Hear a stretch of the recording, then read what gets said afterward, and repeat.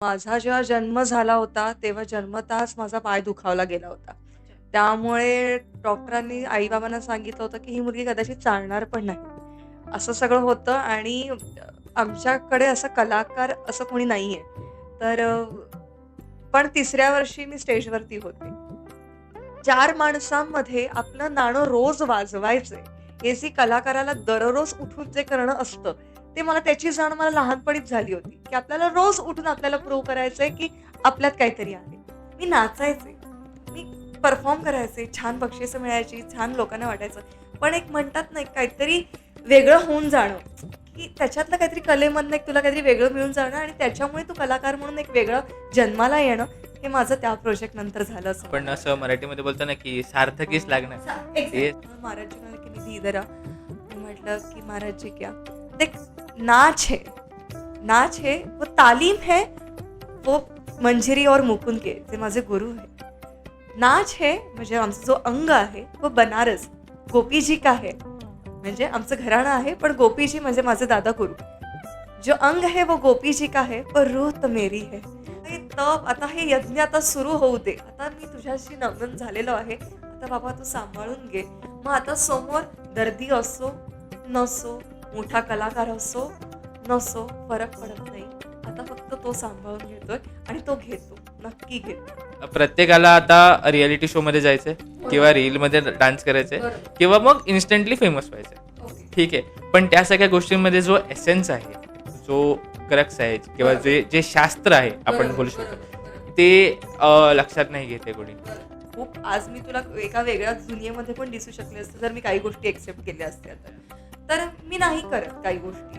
काही ठिकाणी मी नाही दिसत आहे. त्याचा मला ड्रॉबॅक पण माहिती आहे, की मी का नाही त्या चॅनल्सवरती मी दिसत नाही किंवा का नाही. आणि मी काही गोष्टी चूज केल्या. कारण मला त्याच्यात आनंद मला अशीच होत नाही. की अशी काय एका दिवसामध्ये कला उपजत नाही किंवा असं काहीतरी कलेचं होत नाही. श्रद्धा आणि सबुरी जे आपण साईबाबांचं म्हणतो, हे असलं पाहिजे. ते ते जे आहे ना, की बस अभी आप बस देख लो.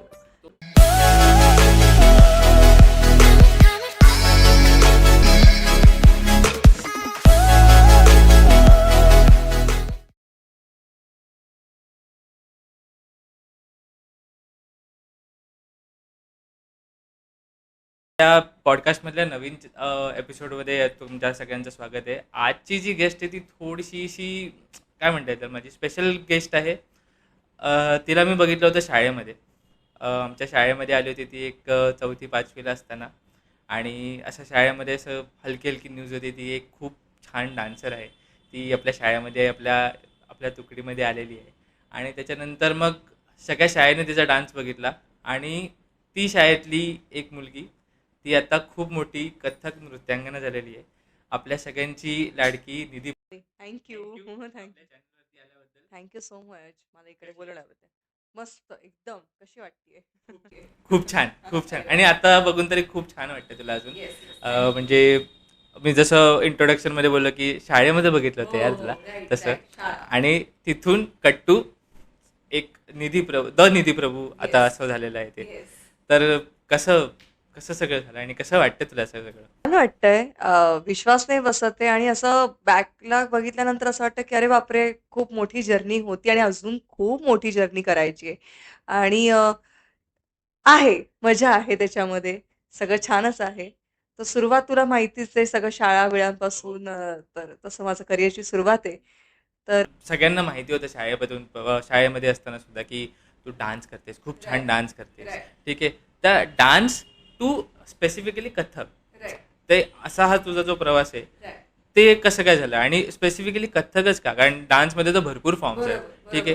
तर तुला ह्याच फॉर्मने कसं काय असं इफेक्ट केलं, की बाबा हां, की हे मला काहीतरी वेगळं वाटतंय असं? थोडं आपण आधी अजून जाऊया शाळेच्या हो. पण आधी. माझा जेव्हा जन्म झाला होता, तेव्हा जन्मतःच माझा पाय दुखावला गेला होता. त्यामुळे डॉक्टरांनी आई-बाबांना सांगितलं होतं, की ही मुलगी कदाचित चालणार पण नाही. असं सगळं होतं आणि आमच्याकडे असं कलाकार असं कोणी नाहीये. तर पण तिसऱ्या वर्षी मी स्टेजवरती होते. कारण एक काहीतरी मागे आमच्या इकडे काय म्हणतात तिकडे मागे एक परिसर होता, तिकडे गाणं चालू होतं. ते ऐकून आईला मी आणि त्याच्यानुसार माहीन माही जे माधुरी दीक्षितचं फेमस होतं. तर मी 3 वर्षाची फक्त होते. तर आईला असं वाटलं, की "अरे वाह! ही नाचतीये, छान नाचतीये." म्हणून ते बिल्डिंगचे एक कार्यक्रम आपले व्हायचे. तिथून ती सुरुवात. मग त्याच्यानंतर बरी करतीये हे आई-बाबांना कळलं होतं. मग नंतर तेव्हाच आता हे ना खरं म्हणजे खरंच जसं मी म्हणाले, की आमच्याकडे कोणी कलाकार नाहीये. तो एक वे आउट जो दाखवावा लागतो. त्यांना असं वाटतं, की "अरे वाह! छान करतीये ही. मग हिला कुठेतरी आपण शिकवलं पाहिजे." आणि तेव्हा खूप कॉम्पिटिशन्स व्हायच्या. आता तशा होत नाही. काय म्हणतात लाईव्हवाल्या कॉम्पिटिशन्स म्हणते. तेव्हा खूप कॉम्पिटिशन्स व्हायच्या. तर मी 4थ्या-3ऱ्या वर्षीपासूनच मी कॉम्पिटिशन करतीये. खूप केल्या आणि मग त्याच्यासाठी ट्रेनिंग असायचं. मग तेव्हा ती गाणी असायची. ते सेमी क्लासिकल सॉन्ग्स आणि ते पण 90sचे छान-छान वैजंती मालाचे, हेमा मालिनीचे सॉन्ग. मग ते कोणीतरी कोरिओग्राफ करायला म्हणून तेव्हा मला महेश सर असे खूप जणांनी मला म्हणजे तेव्हाची फीज आत्ताची म्हणजे आत्ताचे पालक देत नाहीत. पण तेव्हाच आई-बाबांनी सांगायचं होतं, की "नाही हिला जर करायचं तर नीट करू दे." तशी ती सुरुवात झाली. तर सुबल सरकार म्हणून एक कोरिओग्राफर होते खूप मोठे. Right, right. तर त्यांची मुलगी किशू पॉल. तेव्हा मी म्हणजे असं म्हणाला, की मी प्रचंड कॉम्पिटिशन्स करायचे. तर तेव्हा त्यांनी आईला सांगितलं होतं, की ही मुलगी आहे. हिला कुठेतरी रिस्ट्रिक्शन येणार पुढे जाऊन. तर हिला क्लासिकल, हिला एक शास्त्रीय नृत्य शिकवा. म्हणून आईने मला आमच्याच एक बिल्डिंगमध्ये एक एक ताई होती. तिच्याकडे भरतनाट्यम शिकवायला पाठवलं होतं. नंतर मी वसंता टीचरकडे गेले. त्या डोंबिवलीमधल्या खूप फेमस गुरु आहेत आणि त्याच्यानंतर मी पवित्र सरांकडे गेले आणि तेव्हा ठरलं होतं तेव्हा आणि मी शाळेमध्ये आले. पण त्याच्या शाळेचं पण मी सांगते, की आधी मी एक वेगळ्या शाळेमध्ये होते. पण माझं करिअरला स्कोप हा पाटकर शाळेमध्ये मिळू शकतो. म्हणून आई-बाबांनी मला तेव्हा तिकडे शिफ्ट केलं होतं, की हिला जर करिअर करायचं त्याच्या अपॉर्च्युनिटीज आहेत. त्या पाटकर शाळेमध्ये आहेत. कल्चरली कल्चर प्रचंड, प्रचंड तेव्हा आणि तेव्हा त्या शाळेच्या वेगवेगळ्या कॉम्पिटिशन असायच्या आणि इतकं सगळं छान असायचं. तुला आठवत असेल ते बोर्डवरती नावं लिहिणं वगैरे. हां. तर ती इतकं सगळी शाळा छान प्रमोट करायची. म्हणून ती पाटकरला शिफ्ट झाले. म्हणजे फोकस करिअर क्लास म्हणजे डान्समध्ये करणं हाच होता. तर भरतनाट्यम करायचे तेव्हा माझं असं होतं, की तेव्हा परत भरतनाट्यमच्या खूप कॉम्पिटिशन्स केल्या. म्हणजे ईच सॅटर्डे, संडे, शनिवार, रविवार मी फक्त कॉम्पिटिशन्स करायचे. त्यामुळे मला आठवत नाहीये, की मी खूप काही मैत्रिणींबरोबर काय म्हणतात बर्थडे पार्टीज वगैरे. कारण घरामध्ये शिस्त होती कारण अभ्यास पण महत्त्वाचा. पहिल्या तिनामध्ये नंबर पण यायला पाहिजे. त्यामुळे तेही होतं प्लस कॉम्पिटिशन पण असायच्या आणि त्यामुळे आणि त्याची प्रॅक्टिस. शाळेमधनं आलं की डान्सची प्रॅक्टिस आणि तेव्हा मला गुरु खूप छान लाभले होते. ते शिकवणारे सुद्धा. ते खूप डिटेलिंगमध्ये करून घ्यायचे आणि कॉम्पिटिशन एक फरक पडला होता, की 4 माणसांमध्ये आपलं नाणं रोज वाजवायचंय. हे जे कलाकाराला दररोज उठून जे करणं असतं, ते त्याची जाण मला लहानपणीच झाली होती, की आपल्याला रोज उठून आपल्याला प्रूव्ह करायचंय, की आपल्यात काहीतरी आहे. हे तेव्हाच एक इंजेक्ट झालं होतं कॉम्पिटिशन्समुळे आणि तेव्हा ठरलं होतं, की आपण भरतनाट्यमच करायचं आणि भरतनाट्यममध्येच करिअर करायचंय. कथ्थकचा पण नव्हता. पण ॲक्सिडेंटली असं झालं, की वैशाली दुधे म्हणून नामांकित कथ्थक नृत्यांगना आहे. त्यांचा मुलगा आपल्या शाळेमध्ये होता. तर आम्ही सगळे मित्र-मित्र आणि आपण सगळे. मग ते असं आलं, की "अगं तू भरतनाट्यम करते त्याच्यात करच, पण तू कथ्थक पण थोडं करून बघ. करच असं करून." म्हणून करता-करता मी कथ्थककडे वळले आणि पवित्र सरांचा तेव्हा अगदीच काहीतरी ॲक्सिडेंट झाला. त्याच्यामुळे त्यांचा क्लास थांबला होता. ते म्हणाले, की "ठीक है, तेरा कथ्थक तो चल रहा है." माझं असं झालं, की "हां, चालू आहे छान." आणि पण ते दुर्दैवाने ते भरतनाट्यम थांबलं ते थांबलंच आणि कथ्थकची एक वेगळी जर्नी सुरू झाली. आणि मग त्याच्यासाठी मग मग आम्ही परत करिअर व्हायला पाहिजे. अजून त्याच्यामध्ये अपॉर्च्युनिटीज काय माहिती तेव्हा आत्ता जे मॅनेजर आणि एजंट हा प्रकार असतो. पण माझ्या आई-बाबांना तेव्हाच मे बी तो कळला होता. कारण माझ्या आईकडे ती एक वही होती ब्लू कलरची. तेव्हाही ते सगळं कॉम्पिटिशन, कात्रणं सगळी लिहून ठेवायची. ती तेव्हा सगळं मला मॅनेज करायची. खरंच, कारण तिच्यामुळे आज मी जी आहे ते आहे. मग त्यांनी डिसिजन घेतला, की माझे गुरु ठाण्यामध्ये आहे. Doctor so. मंजिरी देव आणि पंडित मुकुंदराज देव. हे ठाण्यामध्ये आहेत आणि मुंबईशी जे कनेक्शन आहे, कितीही म्हटलं तरी डोंबिवलीमधनं ते थोडं माझी तब्येत आणि हे सगळं ते व्हायचं नाही. तर ते कनेक्शन सगळं म्हणजे नातेवाईक आमचे डोंबिवलीत असताना आई-बाबांनी तो डिसिजन घेतला, की आपण ठाण्यात शिफ्ट होऊया आणि त्याचा प्रचंड फायदा पण झाला मला आणि कथ्थकची एक वेगळीच जर्नी सुरू झाली आणि त्या जर्नीमध्ये मग परत कॉम्पिटिशन्स आल्या. कॉम्पिटिशन मी कधी थांबवल्या नाहीत, कारण मला स्वतःला चॅलेंज करायला खूप आवडायचं. हे जे सगळं बघतोयस ते पहिल्यांदा कॉम्पिटिशन्सनेच आहे आणि त्या कॉम्पिटिशन्समध्ये कोणकोणते मोठे-मोठे गुरु यायचे जजिंगला वगैरे. मग त्यांनी माझा नाच बघितला. मग त्यांनी म्हणता-म्हणता मला कथ्थक सोलो परफॉर्मन्सेस मिळायला लागले. म्हणता-म्हणता मेनका ट्रॉफी, यूथ फेस्टिव्हल आणि हे सगळं मिळायला लागलं. त्या कॉम्पिटिशनने मला करिअरमध्ये खूप मोठा पार्ट आहे. आणि जी काय घडलं ते कॉम्पिटिशन्समुळे घडले आणि त्याच्यानंतर आता गेली 10 वर्ष मी as a Kathak solo performer म्हणून आज देशामध्ये काय किंवा बाहेरच्या देशामध्ये काम करते.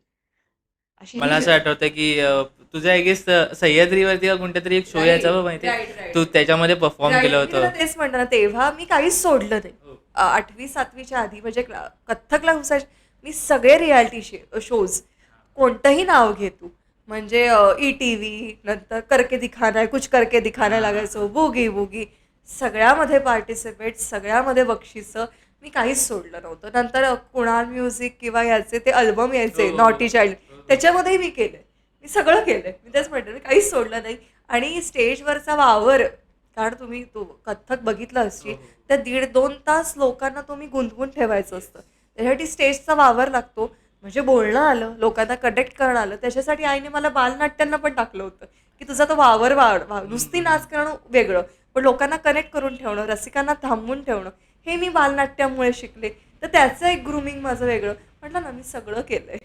म्हणजे खूप मोठं क्रेडिट जातं आई बाबांना, एक्झॅक्टली. कारण आई-बाबांना त्यांनी ते एक प्रचंड. फोरसाईट केलं की बाबा एक्झॅक्टली. हे करू शकते आणि एक्झॅक्टली. त्याच्यासाठी आणि ते बोल्ड डिसिजन घेणं हे खूप महत्वाचं आहे. प्रचंड म्हणजे तू बघशील तर मी जेव्हा कोणतेही कॉस्ट्युम साधे करायचे कॉम्पिटिशन्सला, मला आठवत नाही मी कुठचा तरी एक साधा रेंटचा घातला आणि मी त्याच्यावरतीच कॉम्पिटिशनला गेले.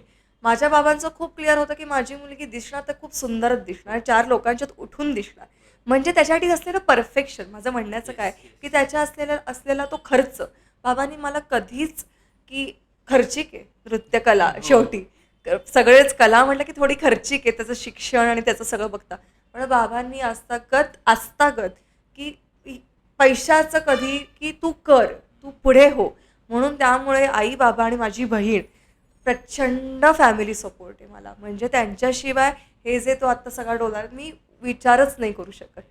हं. खूप छान, खूप चांगली गोष्ट आहे आणि जसं मी बोललो की खूप बोल्ड डिसिजन आहे. कारण प्रचंड. आपण ही जी स्टोरी जी तुझी आहे ना, की खूप कमी वयामध्ये किंवा खूप Right. अर्ली स्टेजमध्ये Right. त्यांनी फोरसाईट केलं आणि त्यांनी Right. त्यांनी तो बोल्ड डिसिजन घेतला शिफ्ट Exactly. होण्याचा वगैरे. Exactly, आपण खूप exactly. लोकांच्या खूप लेजेंडरी लोकांच्या बरोबर, स्टोरीमध्ये बरोबर. असं ऐकलंय. आणि काय सचिन होतं तेंडुलकर किंवा मग एक्झॅक्टली. हे अशा लोकांच्या स्टोरीमध्ये हे सगळ्या गोष्टी ऐकल्यात Right. आणि कुठे ना कुठे तुझी त्या दिशेने थोडीशी एक वाटचाल बरोबर. सुरू आणि आहे. पहिला गुरु आपले आई-बाबाच असतात ना.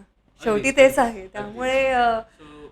पण खूप छान म्हणजे त्याच दिशेने तुझी थोडीशी एक वाटचाल सुरू आहे बरोबर. आणि अजून भरपूर काही काही नक्की बघायचंय, करायचं, खूप खूप काही काही करायचं. हो, करायचंय. हो. हो आणि जसं तू बोललीस की कथ्थकच का किंवा तुझ्या बरोबर. आयुष्यामध्ये कथ्थक कसं आलं, बरोबर. ठीक आहे.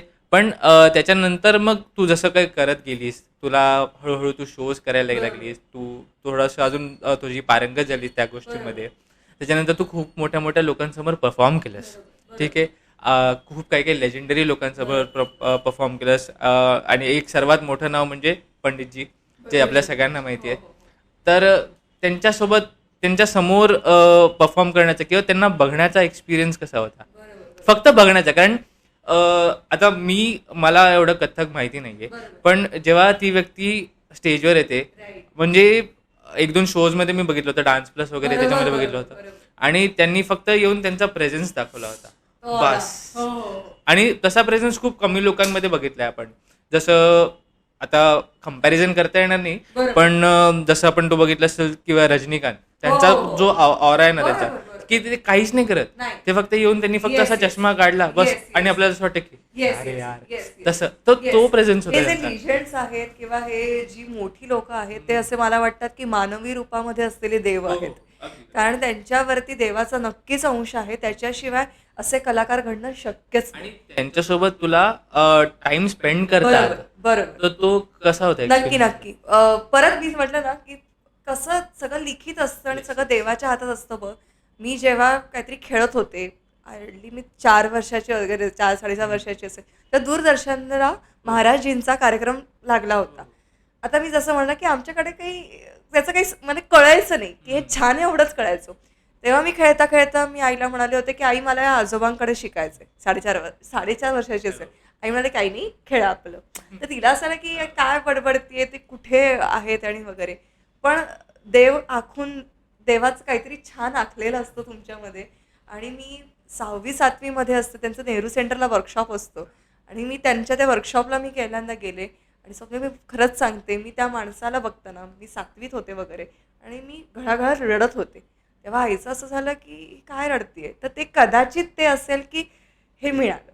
आणि अजूनही मला त्यांच्याबद्दल बोलताना काटा येतो की जे तू म्हणालास की ऑरा, हो हो एकदम. म्हणजे तो माणूस, ते कलाकार, तो जेव्हा त्याची एंट्री पण होणार असेल, पण त्याच्या आधी पण एक वातावरण निर्मिती व्हायची की आता काहीतरी होणार आहे, काहीतरी वेगळं आहे. तर काहीतरी हे मोठं होणार आहे. Yes.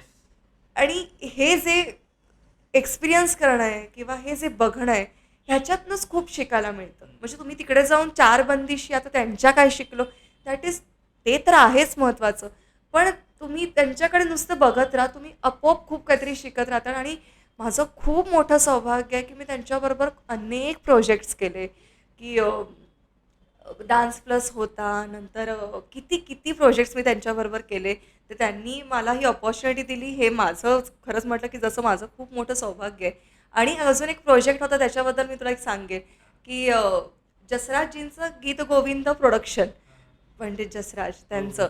आता बघ, नावच कशी सगळी मोठी आहेत. ही म्हणजे तर अशी नावं म्हणजे एकदम अशी म्हणजे, legendary नावं आणि म्हणजे मी तुला मी असं तेच म्हटलं की जेव्हा मी तिकडे पण जाते तेव्हा मला असं होतं की कसं काय देवाने मला हे सगळं दिलंय, की काय म्हणजे माझं नक्कीच मी असं काय केलं की मला देव हे सगळं देतोय. कारण नॉर्मल माझ्यासारख्या माणसांना ही नावं म्हणजे असं फक्त की यार राईट. हा, म्हणजे काहीतरी एकदम वेगळं आहे एकदम, हो याच्यात. हो हो. देवासारखी नाव आहे ती आणि एक्झॅक्टली. त्या नावांसोबत तू फक्त 1 मिनिट जरी नाही, घालवलंस हो ना हो तरी हो. म्हणजे ते असं एक्झॅक्टली पावन पवित्र एक्झॅक्टली झालं ते. Exactly exactly. तर त्या प्रोडक्शनसाठी गीत गोविंद प्रोडक्शन होतं, त्याचं म्युझिक जसराजींनी दिलं होतं. तर ती ती थॉट प्रोसेस असा होता की कथ्थक आणि कंटेम्पररी होतं टेरेन्स लुईस हा यांच्या हा अकॅडमीचं. सो हे कोलॅबरेशन होतं आणि कथ्थकची कोरिओग्राफी महाराजजी करत होते. तर आमचे दादा गुरु पद्मश्री नटराज गोपीकृष्णजी, त्यांचं खारला नटेश्वर भवन आहे, तिकडे या तालमी तिकडे या रिहर्सल व्हायच्या. जागा पण आहे ती जागा अशी. पण अशी, मी तुला तेच म्हणते.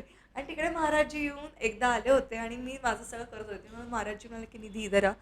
मी म्हटलं की महाराजजी क्या. देख, नाच है, वो तालीम है, वो मंजिरी और मुकुंद के, जे माझे गुरु आहे.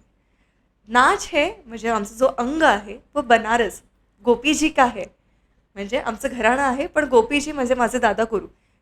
जो अंग है वो गोपीजी का है, पर रूह तो मेरी है. उफ, तर मला असं झालं होतं तेव्हा की ए, म्हणतात ना की बस झालं, जगलो. आता मी रिटायरमेंट घेते येस बस. येस. आणि अजून एक अनुभव म्हणजे त्यांच्याबरोबरचा मोहे रंगलाल जे सॉन्ग आहे बाजीराव मस्तानीचं, ते त्यांनीच कोरिओग्राफ केलेलं होतं.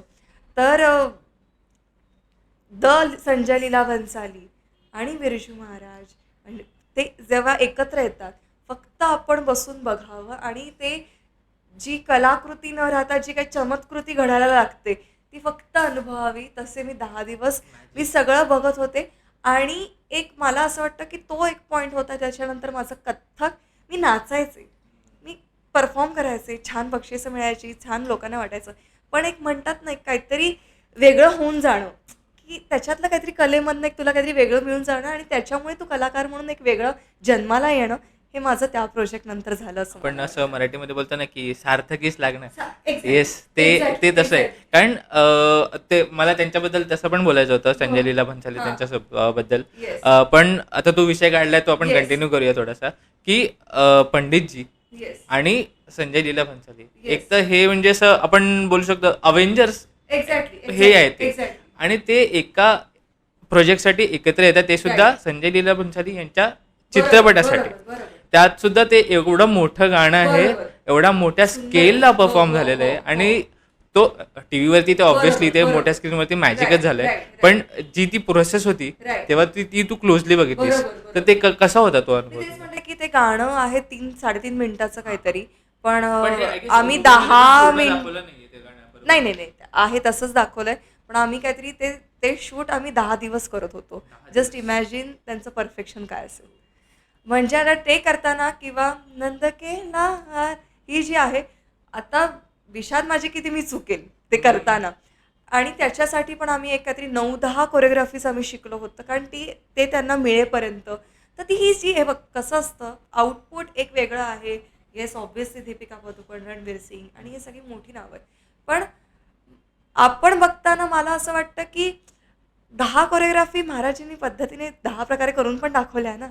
त्या 10 मध्ये त्यांचे वेगवेगळे थॉट प्रोसेस, जेव्हा संजय सर सांगतात त्यांची एक वेगळी थॉट प्रोसेस, ही जी काय म्हणतात हे यज्ञ जे असतं आणि ती सगळं चालू असतं, तेव्हा मी तेच म्हटलं की आपण फक्त बघावं आणि ते एक्सपिरियन्स करावं आणि जेवढं घेता येईल तेवढं घेत राहावं.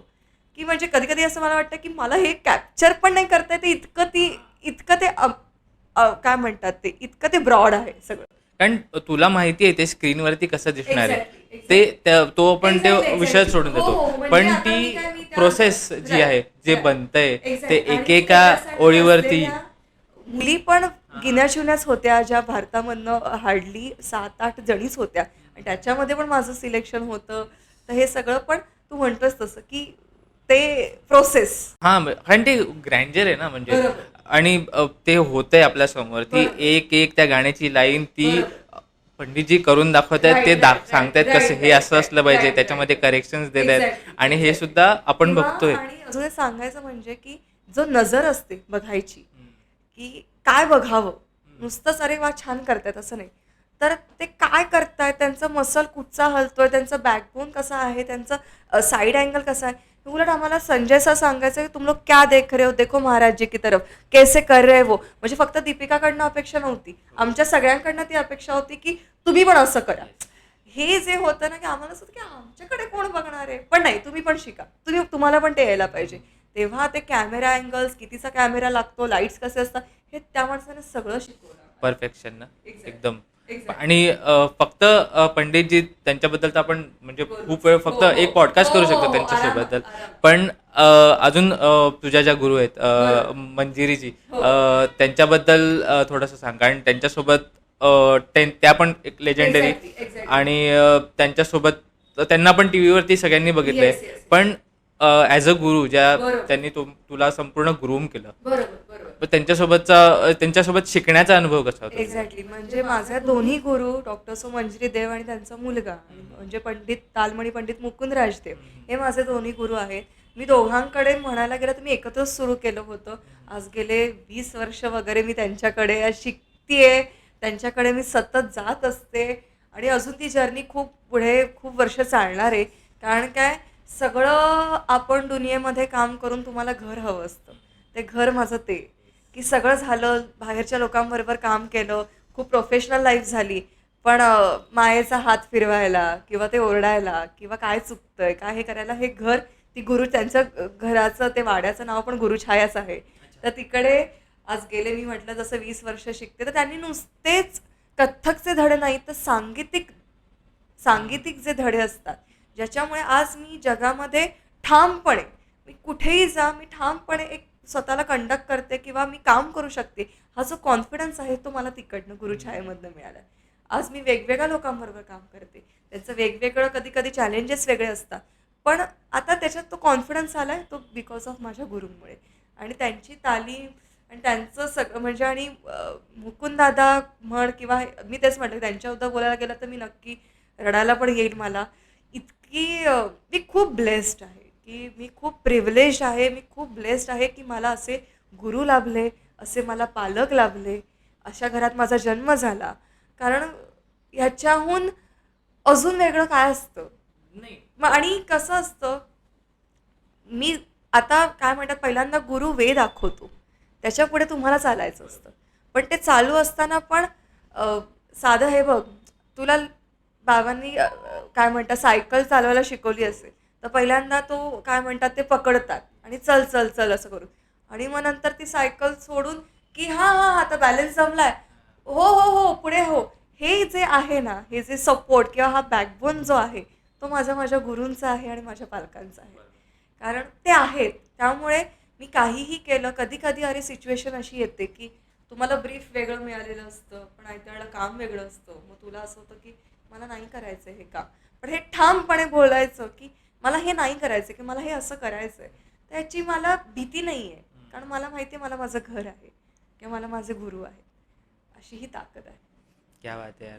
आणि खरंच, आणि जेव्हा तू स्टेजवरती जेव्हा परफॉर्म करतेस हे सगळं, आणि त्याच्यानंतर तुझी ही बॅकग्राऊंड आहे, तुझी ही शिकवण आहे, Exactly. आणि त्याच्यामुळे खूप ते matter करते. अजून निखरते. Exactly. म्हणजे गुरु परंपरा धर किंवा आजकाल नाती खूप हलकी झाली आहेत अरे आणि खूप प्रोफेशनल झाली आहेत. तर मला असं वाटतं की नाही, गुरु शिष्य एक तर ते गुरु शिष्य हे नातं बनायला तेवढा वेळ दिला पाहिजे.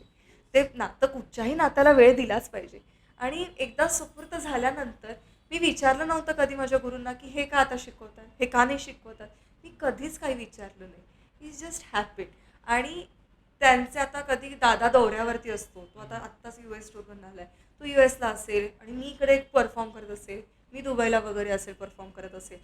पण मी एक परफॉर्मन्सच्या आधी मी मेसेज टाकते, मी स्टेजवर जाते, आशीर्वाद असू दे. हे माझं हे माझं असणार. कुठचाही प्रोजेक्ट आत्ता आपण बसण्याच्या आधी मी त्याला मेसेज केला, इंटरव्ह्यू सुरू होतोय, आशीर्वाद असू दे. कारण मला माहिती आहे की आता जे आहे ना, की आता सगळ्यांचे आशीर्वाद आपल्या पाठीशी लागणार आहे. मग का तुझं कार्य सक्सेसफुल होणार नाही? नक्की होणार. उलट अजून ते इन्हान्स होणार.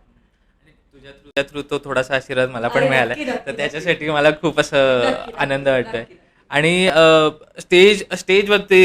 स्टेजबद्दल थोडंसं बोलायचं होतं बरोबर. की जे परफॉर्म करणं स्टेजवर असतं. बरोबर. कारण कुठल्याही आर्टिस्टला स्टेज हे खूप प्रिय असतं, प्रचंड. जे घर आहे त्याचं. प्रचंड. ठीक आहे. आणि त्या स्टेजवरती तुझे मी काही काही परफॉर्मन्स बघितले, ते एकदम म्हणजे वेगळ्या लेवलचे होते. आणि त्यात काही काही जे होते ते अशा लोकांसमोर होते की त्या लोकांना बघणं फक्त हे खूप मोठी गोष्ट असते बरोबर. भरपूर लोकांसाठी. बरोबर.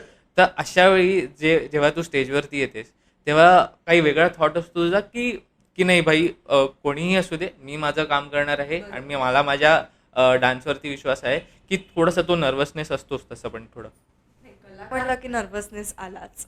पण काय म्हणतात ते, खूप छान प्रश्न आहे हा. कारण कोणी हा मला कधी विचारला पण नाहीये आणि त्याच्याबद्दल मला नक्की बोलावं लागेल की अ, वर्षानुवर्ष आता हे वेगवेगळे एक्सपिरियन्स व्हायला लागले. कारण जसं तुम्ही कलेला सुपूर्त होत जाता तसं ती कला तुम्हाला एक वेगवेगळ्या प्रकारे इतकं काहीतरी वेगळं अनुभव करून देते. त्याला ती अनुभूती म्हणतात. की आज काहीतरी अनुभूती झाली. ती देवाची अनुभूती असते.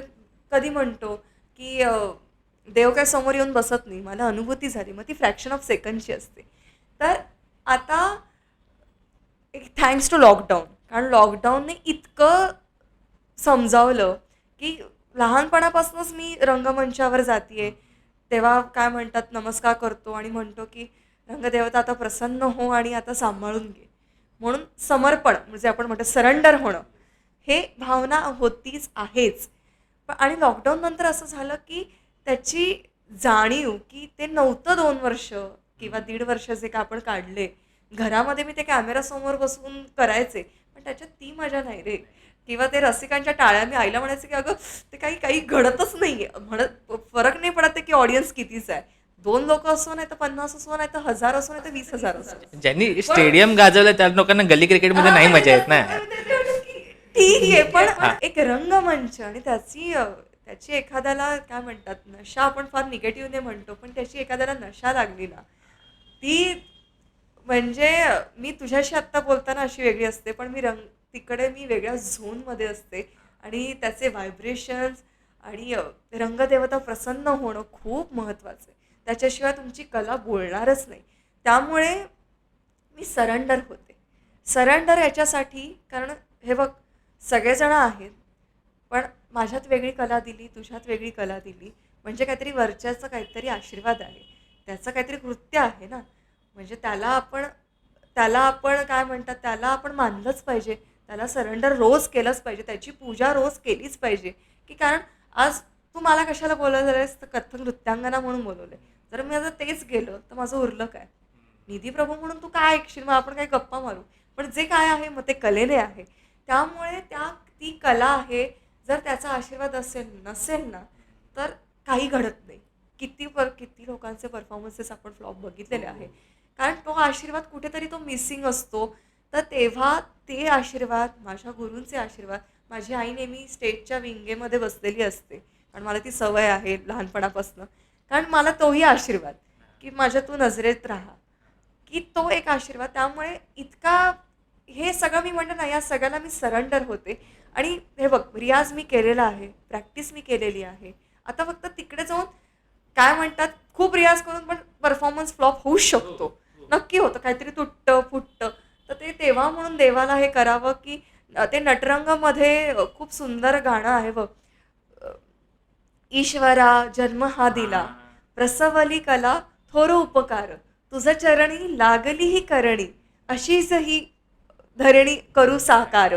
इतकं सुंदर वाक्य आहे की, आणि तेच जे ऐकायला गेलं असतं तर नुसतं तर खूप डोळ्यात पाणी येतं की आता हे तप, आता हे यज्ञ आता सुरू होऊ दे, आता मी तुझ्याशी नमन झालेलो आहे, आता बाबा तू सांभाळून घे.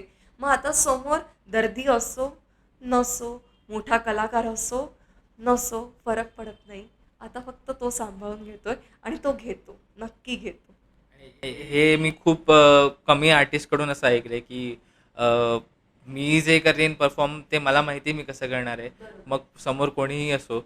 पण बरेच आर्टिस्ट जे असतात ते असे नर्वस होऊन जातात किंवा मग अरे आता आता हे बघायला आले तर आता मला काहीतरी वेगळं करायला लागणार आहे वगैरे असं काही. आदर नक्की हां, असावा. रिस्पेक्ट सगळ्यांना आहे, नक्की आदर असावा, पण सगळ्यांसाठी त्याची आहे. भीती पण बाळगण्याची ती काहीच गरज नाही. थोडंसं हो, ते असं हो, वाटतं हो. ते सगळ्यांनाच नाही भीती जमत. कसली असते की बाबा सांभाळून ने रे, की सगळं आहे, सगळं जमलेत. आणि आता जेव्हा आता रे मी प्रोफेशनली करते, म्हणजे लोक मला पैसे देऊन बोलवतात, तर तेव्हा 2 मिनिटं असं होतं की आता ही मोठी जबाबदारी आहे की आज माझ्या म्हणजे खांद्यावरती आता 2.5 तास पुढचे ऑर्गनायझरने बांधलेत की आता तू तुझं बघ, ऑडियन्स आलाय, सगळं आलंय, आता तू तुझ्यावरती ती जबाबदारी, ही जबाबदारीची जाणीव आणि त्याचं थोडंसं असं ते होणं हे साहजिक आहे.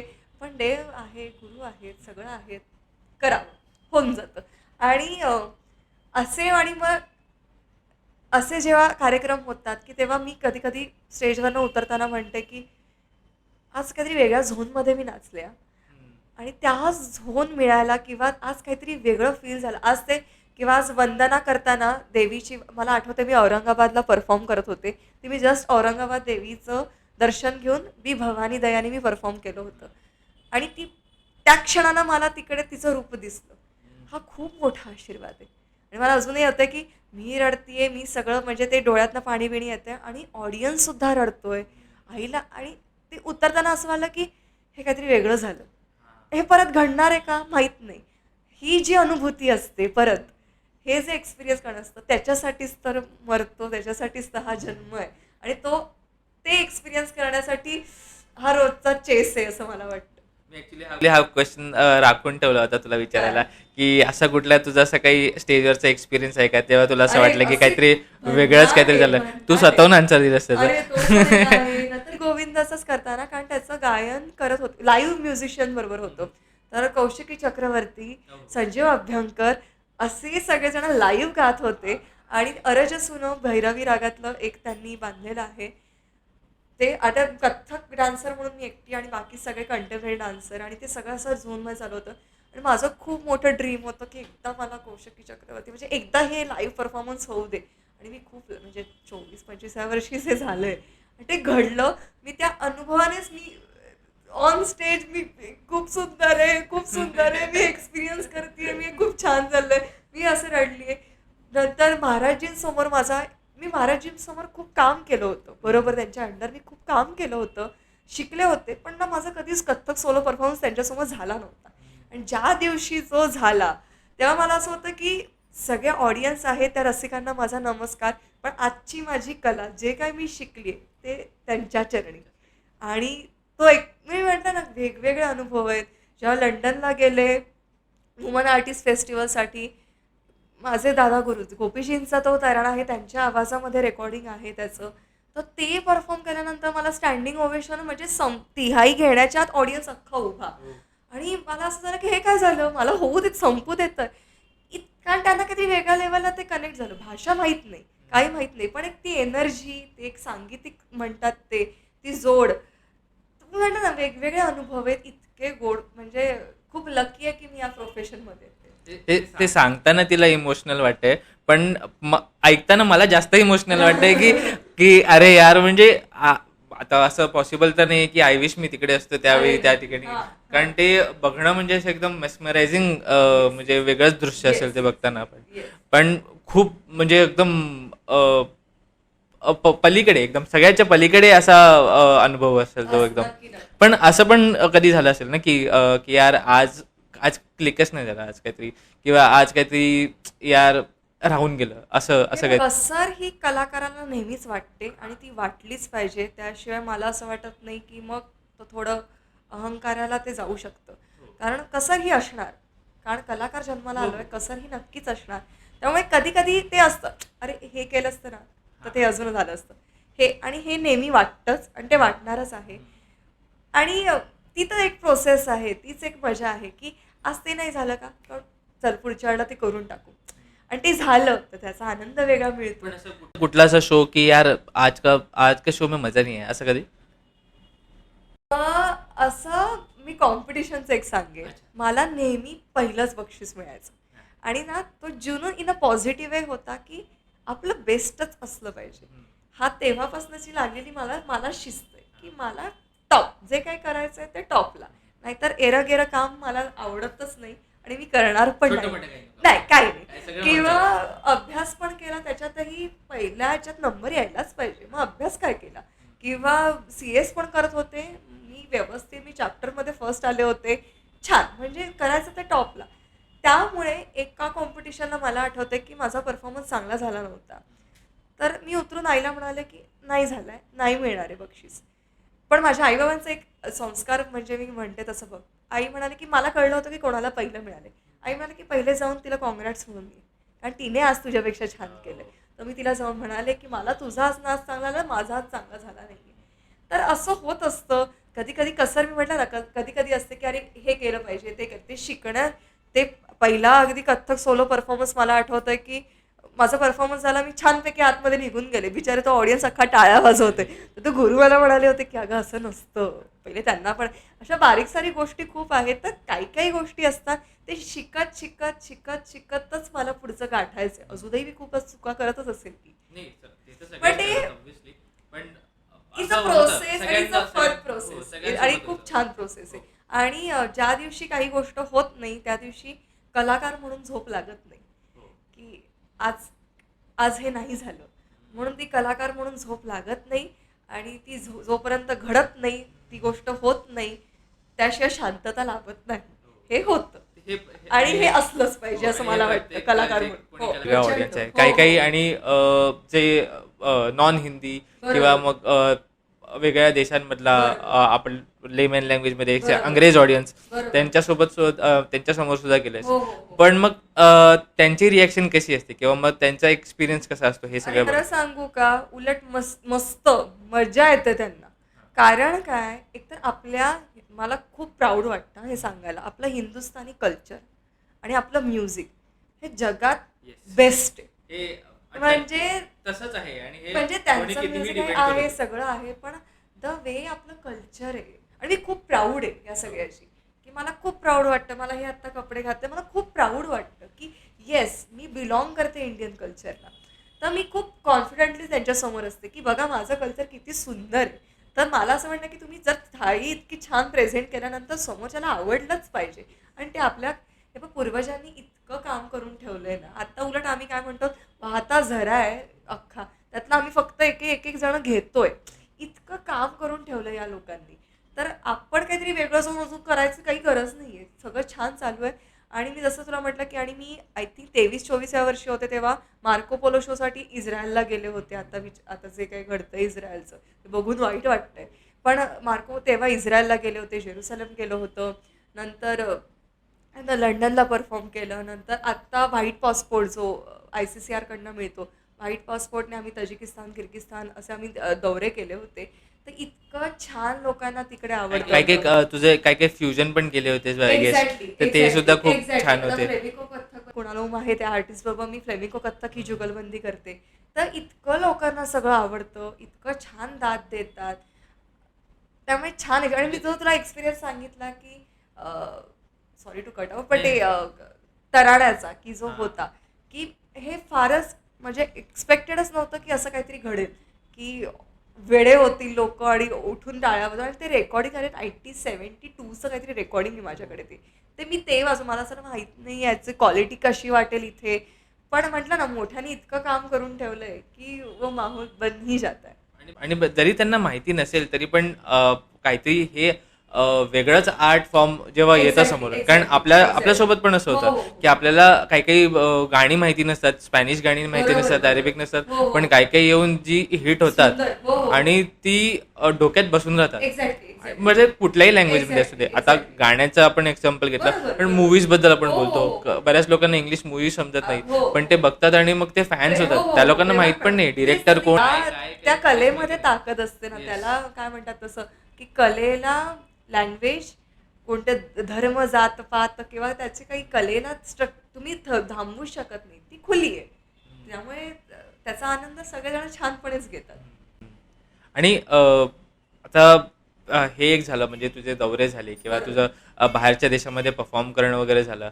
पण बॅक टू जेव्हा परत इंडियामध्ये येतेस, बरोबर. जेव्हा तुला असे मोठे मोठे आर्टिस्ट बोलवतात त्यांच्या बरोबर. फिल्मसाठी बरोबर. किंवा शोजसाठी, बरोबर. काही काही जसे तू डान्स प्लस तसं एक एक्झाम्पल बरोबर, घेतलं, बरोबर. किंवा अजून असे पण भरपूर शो केले किंवा काही काही Right. मूवीजमध्ये केले, तर Right. मग तो एक वेगळा अनुभव असतो वेगळा. Right. कारण प्रत्येक डिरेक्टर असता वेगळा असतो किंवा बरोबर. प्रत्येक शो वेगळा असतो. बरोबर, मग त्याच्यामध्ये तुझं सगळं मेंटल मग कसं होतं की बाबा हा इकडे हे पाहिजे, इकडे हे पाहिजे, बरोबर, मग तुला प्रत्येक स्विच ऑन स्विच ऑफ असं व्हायला लागतं प्रत्येक वेळेस.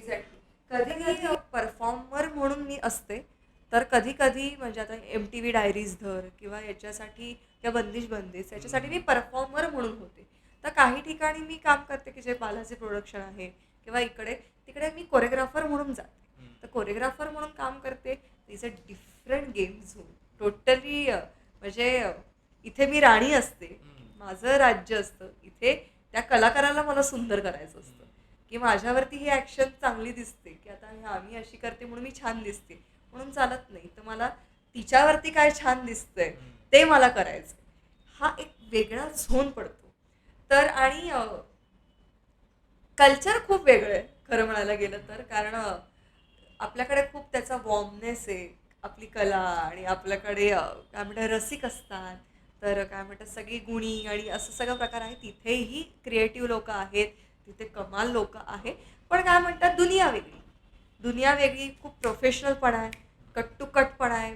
आणि त्यांना तुम्ही कुठून काय कसं काय बिलॉंग करता दे डोंट केअर. त्यांना फक्त तुझी कला एकच आहे की तू काम कसं करतोस. तुझं काम आवडलं तर पुढचं काम मिळणार आहे, नाही तर नाही मिळणार आहे.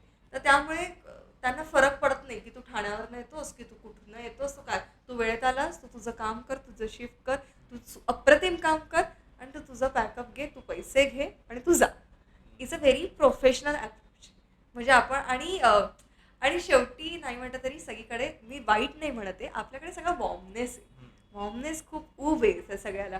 ती पण मला खूप आवडते की मी ती इकडे असताना मी ती मिस करते, इकडे असताना मी ते मिस करते. म्हणजे इट्स अ डिफरंट झोन. पण आज तू बघ किती म्हणजे आता महाराजजी तर हे सगळेजण इट्स अ कोलॅबरेशन, आणि आता सगळं जवळ पण आलेलं आहे, त्यामुळे सगळेजण एकमेकांमध्ये म्हणजे सगळेजण छान काम करतात. हो, म्हणजे आणि सोशल मीडिया म्हणा किंवा त्याच्यामुळे तर प्रचंड. अजून पण हे प्रचंड. आणि ह्यामुळे ह्या गोष्टीचा आपल्याला फायदा करून घेतला पाहिजे की ज्या जुन्या ज्या कला आहेत किंवा जी बरोबर. जुनी जी बरोबर. गाणी आहेत किंवा जे बरोबर. काही असेल, मग त्याच्यावरती जर ती आपण या नृत्य प्रकारामध्ये किंवा असं ते Exactly. मिक्स केलं, तर मग ते लोकांना सुद्धा समजेल, ती गोष्ट पण समजेल, ही गोष्ट पण समजेल, ते एक करता येईल बरोबर, सगळ्यांना. बरोबर. आणि ते सगळे आर्टिस्ट करतात सुद्धा, मोठे मोठे बरोबर, आर्टिस्ट तर ते करतात, करतातच आहे. नक्कीच करतात. आणि आता ह्यावेळी तर कोलॅबरेशन मध्येच हे बिलीव्ह करतात बरोबर. खूप मोठे पण मोठे लोक. अरेच म्हणते की कोलॅबरेशन ही कन्सेप्ट ही आता आपल्याला सोशल मीडियामुळे वाटते, पण आता सुप्रसिद्ध सतारवादक रविशंकर हे कधी ते काम करून गेले, त्यांचा तरा म्हणजे कधी आज ती लोक अशी मोठे मार्तंड लोक तिकडे जाऊन काम करत होते, म्हणून आज आपण आपली कला आज ओव्हरसीज जातीये, आज आपण बाहेर काम करू शकतोय. आणि किंवा काय म्हणतात पिया तोसे हे गाणं शिवकुमार शर्मा आणि काय म्हणतात हरीजी यांचं आहे. म्हणजे बघ ना काय कमाल लोक, म्हणजे ते तर या क्षेत्रामध्ये पण आहेत आणि या क्षेत्रामध्ये पण त्यांची अप्रतिम गाणी फेमस झालेली. पण यांचं उदाहरण घेऊ शकतो उस्ताद झाकीर खान. त्यांनी तर अशा लोकांसोबत कोलॅब केले आणि बरोबर. अशा ठिकाणी जाऊन Exactly. परफॉर्म केलंय Exactly. की त्यांचे काही काही शोजचे क्लिप्स आपण जर Exactly. बघितले ना, तर बरोबर. त्या ऑडियन्सला माहिती नाहीये तबला काय आहे किती छान. शो हो. सुरू होईपर्यंत. बरोबर. आणि जो शो सुरू झालाय बरोबर. त्यांनी जे नेलंय आणि Right. त्याच्यानंतर मग फॅन Exactly. असं झालं सगळं एकदम. Exactly. Exactly. सो कोलॅबरेशन हे खूप लेजेंडरी लोक करत आलेले आहेत. बरोबर. पण आता काही काही लोकांमध्ये असं होतं की यार नाही मला ते थोडंसं माझं माझं करायचं किंवा तसं, तो थोडासा एक इगो प्रॉब्लेम होतो काही काही लोकांना. पण हे कंटिन्यू ठेवलं पाहिजे असं आपण सांगू शकतो लोकांना जास्तीत जास्त. आणि जसं तुझं डान्सचं जे काही बॅकग्राऊंड आहे ते सगळं आहे, आणि पण जी काही सुरुवात झाली तुझी, तुझ्या प्रवासाला जी सुरुवात झाली ते एका पीकला आता आहे एका प्रकारे. हो, आणि ते तसंच राहावं अशी आपली विश आहे, तसे तसंच राहावं. पण जेव्हा तू सुरुवात केलीस आणि ज्या लोकांना आता सुरुवात करायची आहे या सगळ्या गोष्टीमध्ये, तर त्या लोकांनी काय काय लक्षात ठेवलं पाहिजे, बेसिक गोष्टी. कारण प्रत्येकाला आता रियालिटी शो मध्ये जायचंय किंवा रीलमध्ये डान्स करायचंय किंवा मग इन्स्टंटली फेमस व्हायचंय, ठीक आहे. पण त्या सगळ्या गोष्टींमध्ये जो एसेन्स आहे, जो क्रक्स आहे किंवा जे शास्त्र आहे आपण बोलू शकतो, ते लक्षात नाही घेते कोणी. पण मग त्यासाठी तू काय सांगशील की कसं सुरुवात करायची, किंवा ही एवढं तरी आलं पाहिजे. जसं आपण शाळेमध्ये आपल्याला असं वाटायचं की अरे हे मला का शिकवत आहेत, पण ते बेसिक तेवढं तर आलंच पाहिजे. ते बेसिक आहे, ते कॉमन सेन्स आहे, पण ते आपल्याला आता समजतं. सो तो प्रकार सगळा नाही म्हणजे कसं आहे की आता शास्त्रीयचं म्हणशील तर शास्त्रीय म्हणजे काय, आपला आता गणपतीतला डान्स किंवा शास्त्रीय संगीत किंवा शास्त्रीय नृत्य याच्यामध्ये मेन फरक काय आहे, तर इथे शास्त्र आहे. शास्त्र म्हणजे अभ्यास आला, म्हणजे अभ्यास आला की म्हणजे तुम्हाला तेवढं त्याचं देणं आलं, तुम्ही तेवढं काम करणं आलं, तर एवढं सगळं असताना मग तुम्हाला ते शिकणं आलं. पहिल्यांदा शिका तर सही, मग ते तुम्ही शिकल्यानंतर हे बघ काय होतं की आता मी माझ्या फील्डनुसार सांगते की गुरुने शिकवलं बरोबर आहे, पण त्याच्यात तुझं काम किती आहे. त्याने चल भरवलं असेल पण तुला चावायचं तर आहे, मग आता तुला ते ठरवायचं की आता माझं पोट भरलंय की नाही, हे सगळ्या गोष्टी आल्या की नाही. मग त्यामुळे त्याच्यावर तुझं किती काम आहे, कारण शेवटी एक आल्यानंतर तुम्ही तुमचं काम करणं खूप महत्त्वाचं आहे. आणि मग ते झाल्यानंतर मग ते बाहेर लोकांना दाखवायचं आहे. मग ते दाखवताना असे 1700 लोक बसली आहेत तू जे करतेस ते, मग आता त्याच्यामध्ये तुला जर टॉपला यायचं म्हणजे तुला मेहनत खूप आली. आणि पहिल्यांदा एक गोष्ट म्हणजे कला अशीच होत नाही, ती अशी काय एका दिवसामध्ये कला उपजत नाही किंवा असं काहीतरी कलेचं होत नाही. श्रद्धा आणि सबुरी जे आपण साईबाबांचं म्हणतो हे असलं पाहिजे की तुमची एक तर श्रद्धा असली पाहिजे गुरुवरती, तुमच्या कलेवरती प्रचंड श्रद्धा, आणि त्याच्यानंतर सबुरी.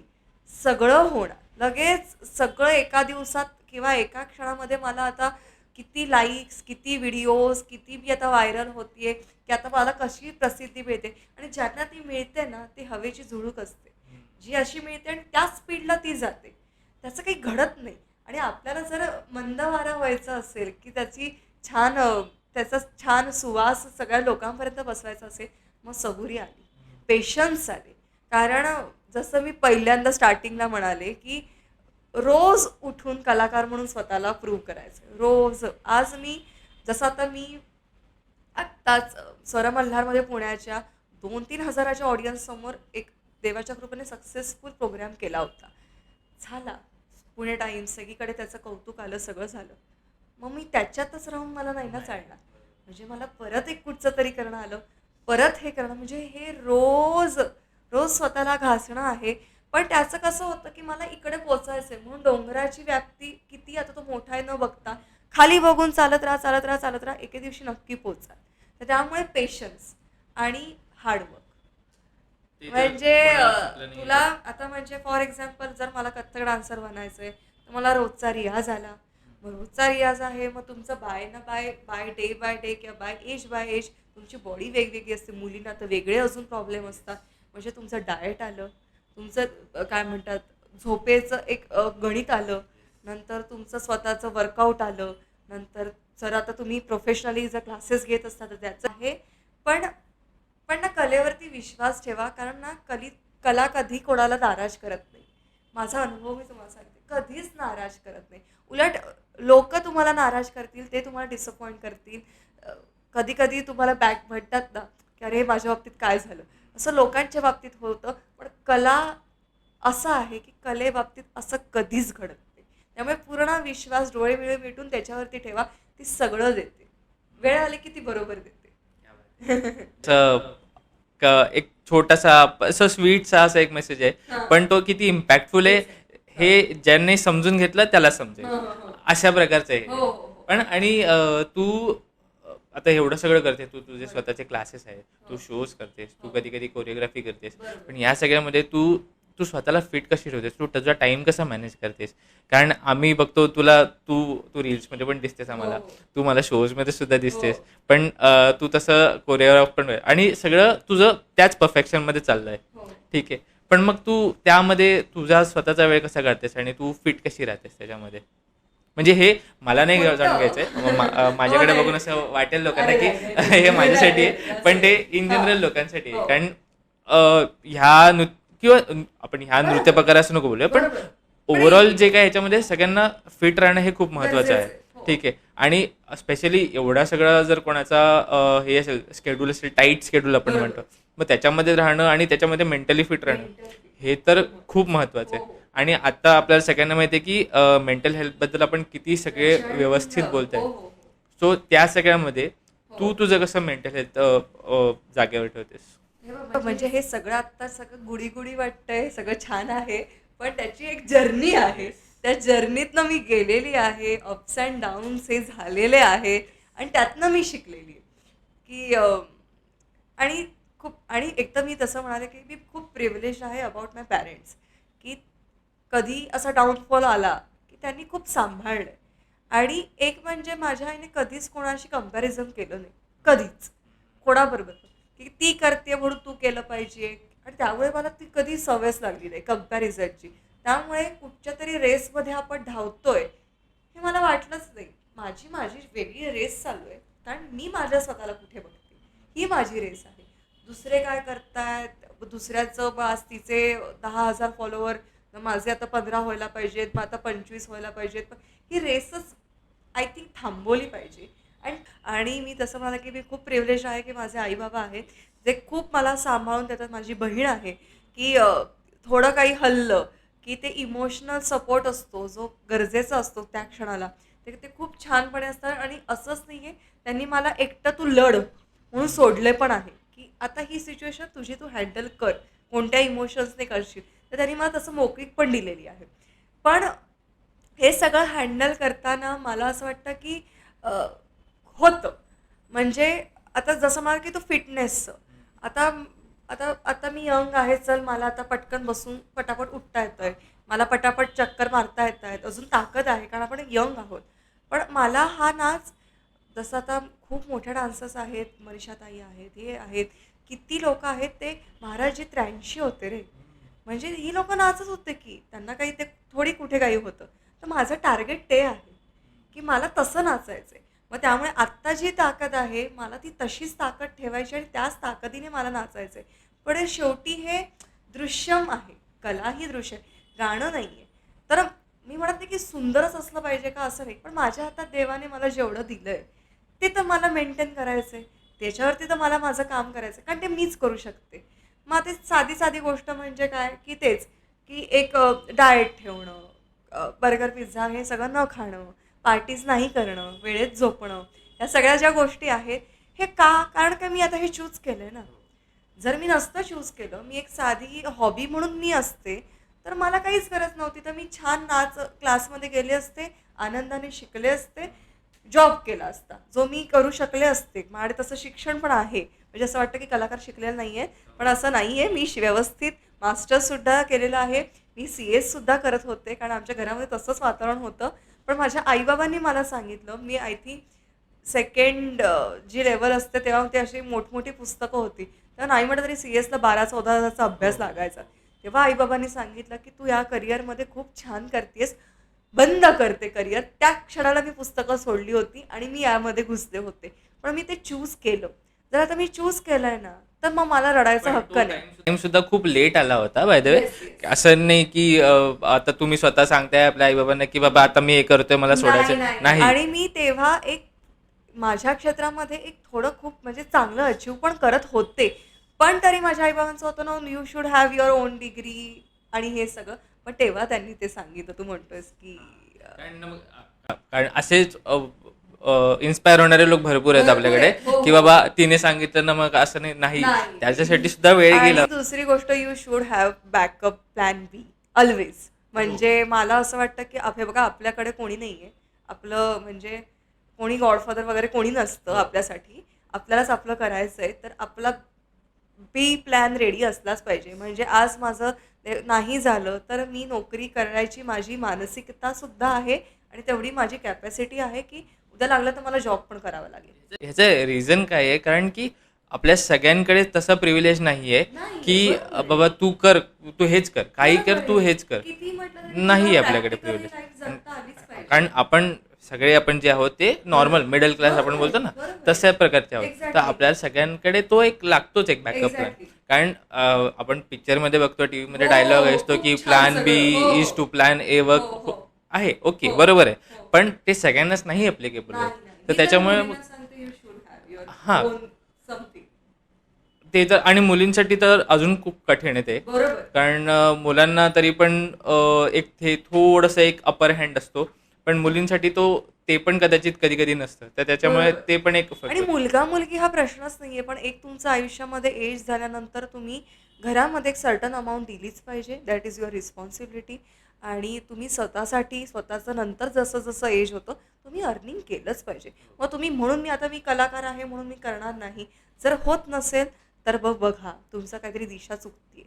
जर होत नसेल तुमचं त्या क्षेत्रामध्ये हे बघा मला माहिती आहे. कारण कधी-कधी कलाकाराचा एकदम अप पॉइंट असतो तो एकदम आणि तो कधी-कधी वयाच्या कोणत्या वेळेला येतो माहीत नाही.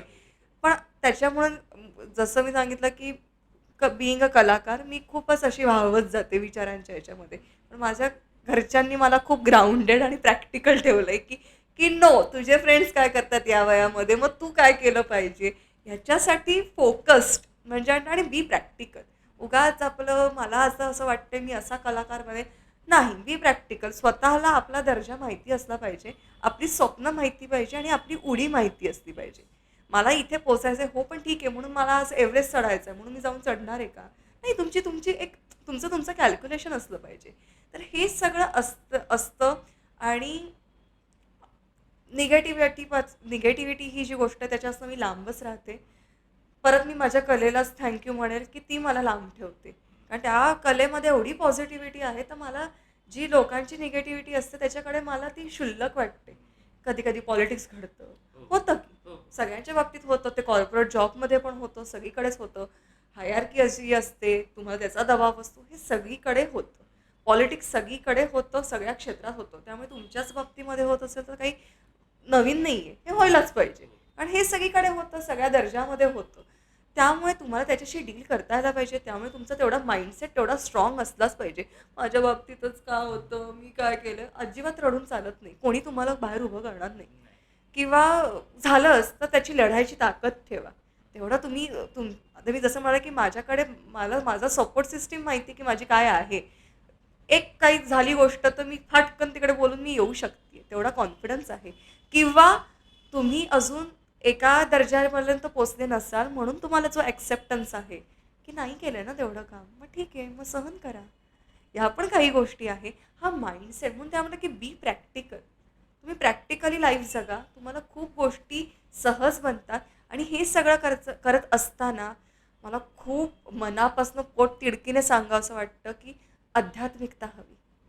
प्रत्येकाकडे तरच तुमचा माइंडसेट तुमचं तुमचं ते सॉरी हे जे सगळं जे चालू आहे ना बाहेर केऑस तो तुमचा फोकस तुमचं ते सगळी एनर्जी आहे खूप एनर्जी आहे म्हणजे तशी ना आपल्याकडे खूप कमी असते कारण आपण आता चांगलं खात नाही आजकाल पोल्युशन आहे आधीच एनर्जी एवढी तीच तुम्ही सगळ्या गोष्टीमध्ये नको त्या गोष्टीमध्ये वेस्ट केली तर करणार काय आयुष्यात लगेच मराल कसेही मराल आणि तर त्यापेक्षा तुमच्याकडे जे आहे एकतर तुम्ही थँक्यू म्हणा की तुम्ही चांगल्या घरी जन्माला आलात तुमचे आईबाप चांगले आहे चांगलं 2 वेळचं जेवताय ना काय मोठं किती क्षुल्लक अपेक्षा असतात आपल्या जगण्याला जर तुम्ही त्या गोष्टींवरती फोकस केला तर खूप जीवन सोपं आहे आणि असं करताना मला असं वाटतं की तुमच्याकडे 24 तास असतात त्या 24 तासाचे मी मी खरं सांगते मी फ्युचर प्लॅनिंग ॲज सच करत नाही मला नाही आवडत मला माझ्याच्याने नाही होत मी स्वप्न जरूर बघते मला आवडतं स्वप्नात रंगायला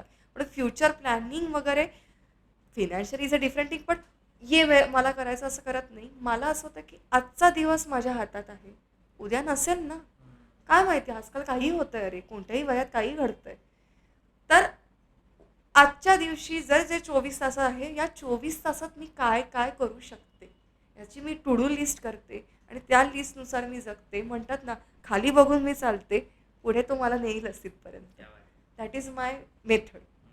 ती मला असं वाटतं की ती सगळ्यांनी करावी. पण त्या टू डू लिस्टमध्ये माझं शॉपिंग विपिंग पण सगळं आहे. आयुष्य जगते पण मी. ते सगळं आहे. ते केलं की आपोआप तुमच्या सगळ्या गोष्टी मॅनेज होतात आणि तुम्हाला थोडी सपोर्ट सिस्टीम लागते. तर ती मला आहेच. म्हणजे मला उठून मला किचनमध्ये काम करायचं नाही आहे. मला ते मिळतंय आहे आयतं हातामध्ये. मला डाएट फूड आहे त्याच्यासाठी सगळं मिळतंय. ते सगळं प्रिव्हिलेज. पण मी लकी आहे त्या गोष्टीसाठी. मी नक्की म्हणते म्हणून त्याचा अनादर करत नाहीये, पण उलट ती माझ्यासाठी रिस्पॉन्सिबिलिटी ही खूप महत्वाची गोष्ट आहे की त्याचा अनादर नाही करत. नाही. कारण की आज ते सगळं लावलंय माझ्यासाठी. माझ्या आई बाबा ताईने. आम्ही नाही रे वेकेशन्सला गेलो. कारण निधीचे प्रोग्राम लागलेत म्हणून. तर हे ताईनेही सॅक्रिफाईस केलंय ना. तर ही मोठी जबाबदारी आहे. त्यामुळे मला करून दाखवायचंच आहे. बरं, आता दाखवायचं कोणाला? हा पण एक प्रश्न असतो ना. कोणाला दाखवायचंय? किती किती ठिकाण, एक कुठे दर्जा ठेवायचा आहे? तर मी तेच म्हणतो की तुम्हाला जे सॅटिस्फॅक्शन ज्याच्यात मिळतं ते काम करा. किती धावाल, किती धावाल. त्यामुळे तुम्ही तुमचं एक आखा. त्याच्यात तुम्ही खुश असाल आणि त्याच्याने आणि कला तर आहेच. त्यामुळे आनंदी राहा. क्या बात आहे. हं. खूप असा काय म्हणजे असा हॅपी असा हा काहीतरी हो. मेसेज सारखा आहे. हो. आपण मेसेज नाही बोलता येणार पण हे approach आहे, एक्सपिरियन्स आहेत. हां, हो. आपण लाईफ अप्रोच आणि हे अनुभवामधूनच आलेलं आहे. बरोबर. असं डिरेक्टली हे नाही समजणार लोकांना आणि त्या अनुभवासाठी वेळ द्यावा लागतो. बरोबर. जे आजकाल लोकांना खूप असं कठीण वाटतं त्यासाठी. पण हा वेळ जाऊ द्यावा लागतो कधी कधी. बरोबर. कधी कधी असं वाटतं की हां ठीक आहे, चालू दे. Exactly. थोडं स्लो चालू आहे, ओके फाईन. बरोबर. ते जाकीर खान माहिती असेल तुला, स्टँडअप कॉमेडियन. हो. त्याची एक लाईन आहे, मला ती खूप आवडते की मेरा वक्त कयामत के जैसा है, राईट. थोडा देरी से आएगा पर आएगा आहे जरूर. गजर. So Exactly. त्याच्यासारखं आहे ते. हे कोणत्याही याच्यामध्ये. बरोबर आहे. आणि तू मगाशी बोलता बोलता बोलून गेलीस गॉडफादर बद्दल. बरोबर. ठीक आहे. तर मी तुझा जर्नी लाईक एका ऑडियन्स सारखी बघितली. ठीक आहे. आणि भले मी तुला शाळेपासून थोडासा ओळखत होतो, बरोबर. पण जी तुझी जर्नी बघितली, डान्सची जर्नी बघितली, मी ॲज अन ऑडियन्स बघितली. बरोबर. बरोबर. ठीक आहे. आणि त्याच्यामध्ये मला असं कधीच वाटलं नाही की बाबा कोणी एक व्यक्ती तुझ्यासोबत आहे की किंवा जी एक व्यक्ती आहे जी तुला असं कंटिन्युअसली बोलते की तू कर किंवा तुझं असं काही आहे वगैरे. तर तुझ्या असं कोणी गॉडफादर नव्हता जेवढं मला माहिती आहे तेवढं, किंवा जेवढं मी तुला ओळखतो तेवढं. पण त्यानंतर सुद्धा इंडिपेंडेंटली तू स्वतः आत्तापर्यंत जी काही घडली आहेस, बरोबर. ठीक आहे, जे सगळ्यांना नाही जमत. बरोबर. ठीक आहे. मग हे कसं झालं, हे कसं केलंस तू? परत मी म्हणेन की मी प्रिव्हिलेज आहे. हो. कारण देवाचा माझ्यावरती खूप मोठा आशीर्वाद आहे. कारण अगदी प्लॅनिंगच नव्हतं का आयुष्याचं असं नाही आहे. काही गोष्टीचं प्लॅनिंग होतं की आता कुठे जायचं आहे, आता कुठे जाऊन झाल्यानंतर मला कुठे जायचं आहे. म्हणजे आता सिम्पल गोष्ट आहे. मला एक साच्यामध्ये आपण कम्फर्टेबल वाटायला लागलो ना की मला चिडचिड व्हायला लागते. की म्हणजे आता फॉर एक्झाम्पल तर मला असं होतं की आला तोच पण आला माझ्या आयुष्याला. कलाकार आहे, क्रिएटिव्हिटी हवी. मग मला त्या झोनमधनं मला दुसरीकडे जावं लागतं. आणि जसं तू म्हणालास की मला इकडचे लोक ओळखतात, पुढे तुला दुनिया ओळखायची आहे ना, तुला तुझं टार्गेट ते आहे ना. मग चला बाहेर पडा, दुसरी कामं करा, दुसऱ्या प्रोजेक्टमध्ये या. हे त्यामुळे म्हटलं की तोचपणा मला आवडत नसल्यामुळे मी बाहेर लोकांशी खूप एक्सप्लोर होते की मला आवडतं. आणि बरं, मग आता तिकडे जाऊन मग मी शून्य असेल ना त्या क्षेत्रामध्ये कदाचित, पण ठीक आहे ना, आपण वेगळ्या लोकांच्या कम्फर्टेबल वाटायला लागलं ना, तर मला असं वाटतं की मग तुम्हाला ते चुकीचं आहे कलाकार म्हणून, की तुम्हाला कम्फर्ट वाटायला लागला त्या गोष्टीवर. वाटला की चला दुसरीकडे, कारण तुम्ही स्वतःला चॅलेंज केलंच पाहिजे. हे चॅलेंज करत करत करत मी ही जर्नी करते आणि पुढे करणार आहे. कारण चॅलेंज हवं, की चॅलेंज नसेल तर आता फॉर एक्झाम्पल मी प्युअर कथ्थकचे कार्यक्रम करते 1.5-2 तासाचा. पण आता ते फ्लेमिंको कथ्थक बरोबर करताना अख्खं म्युझिकॅलिटीच वेगळी आहे. म्हणजे चॅलेंज आलं, म्हणजे काहीतरी वेगळा गेम झोन आला, वेगळं काहीतरी कॅल्क्युलेशन चालू आलं. मग वेगळी लोकं आली, वेगळं काम आलं. क्रिएटिव्हिटी किंवा कोरिओग्राफी करताना वेगवेगळ्या डायरेक्टर्स असतील तर त्यांचे थॉट प्रोसेस आली. तर हे स्वतःलाच चॅलेंज केल्यामुळे मला असं वाटतं की देवाच्या कृपेने पोचू शकले आणि ते माझं काम लोकांना आवडू लागलं. मी आपुलकीशी वाटायला लागले की कोणतेही मग ते काही करो ते लोकांना आवडायला लागलं. पण त्याची एक जर्नी होती ती कॉम्पिटिशन्समधनं मी म्हणाल तशी सुरू झाली. ते स्वतःला लढत लढत लढत लढत मग त्याच्यातनं मिळायला लागलेले हे सोलो परफॉर्मन्सेस आणि मग नंतर कोरिओग्राफी आणि नंतर मी जे करते कृष्णशरणम हे सगळं इज अ जर्नी.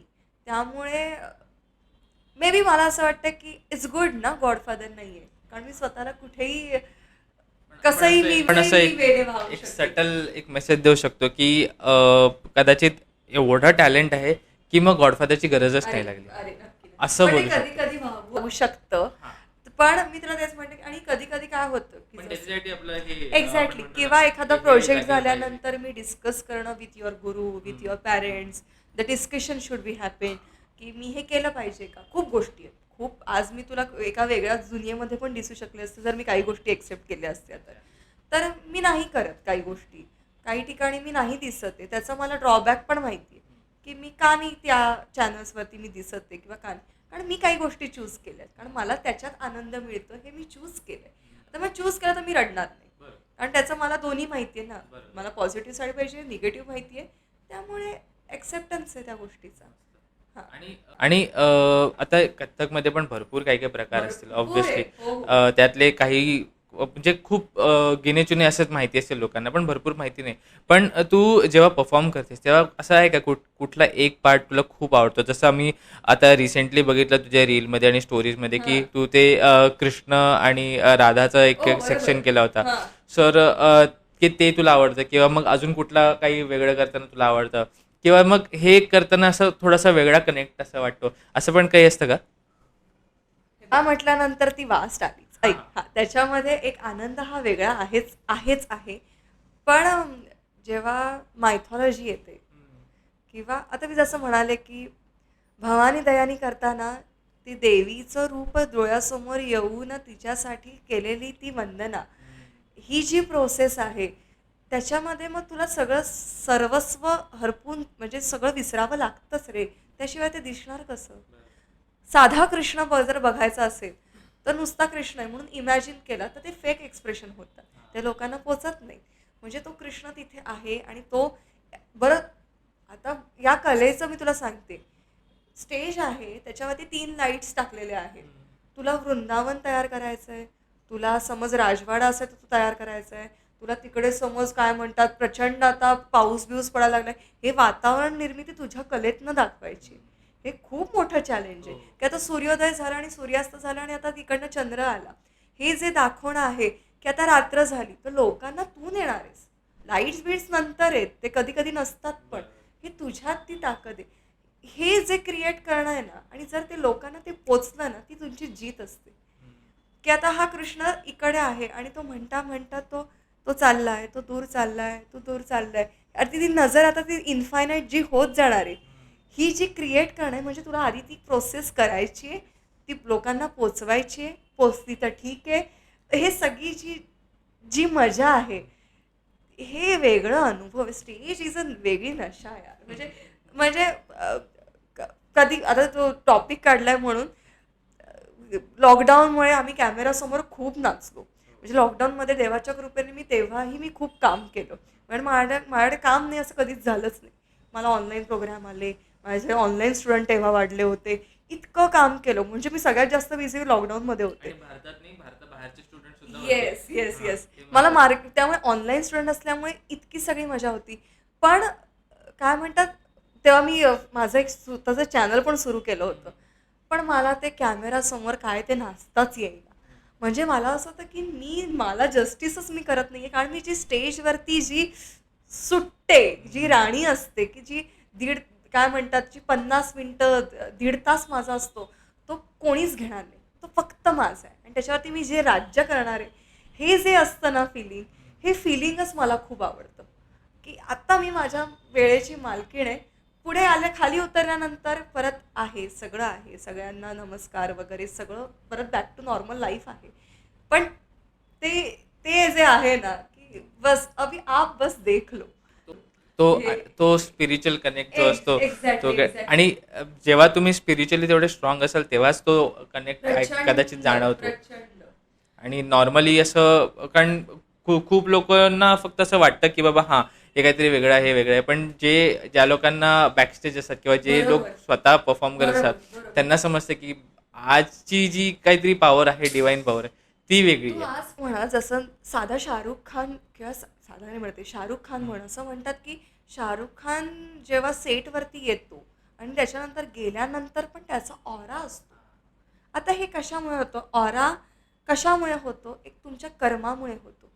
कर्म कोणतं तुमच्या कलेसाठी दिलेलं तुमचं कर्म तुम्ही किती त्याची तपस्या केली आहे त्यानेच ते क्रिएट होतं. एक तुमच्या चेहऱ्यावरती एक ते तेज यायला लागतं किंवा ते तुम्ही त्या मार्गावरती जाता. हे सगळं तुमचे एक्सपिरियन्स खूप गोष्टी खूप एनर्जीज तेव्हा लागलेल्या असतात खूप लोकांचे ब्लेसिंग्स हे इतकं ते क्रिएट झालेलं असतं आणि त्याला आध्यात्मिकता हवीच हवी. कारण जर तुम्ही स्पिरिच्युअली कनेक्ट नसाल म्हणजे मला कौतुक वाटतं जे लोक म्हणतात ना की आम्ही स्पिरिच्युअली कनेक्ट नाही. बरं मी म्हणत नाही की पर्टिक्युलर देव मी असं म्हणत नाही.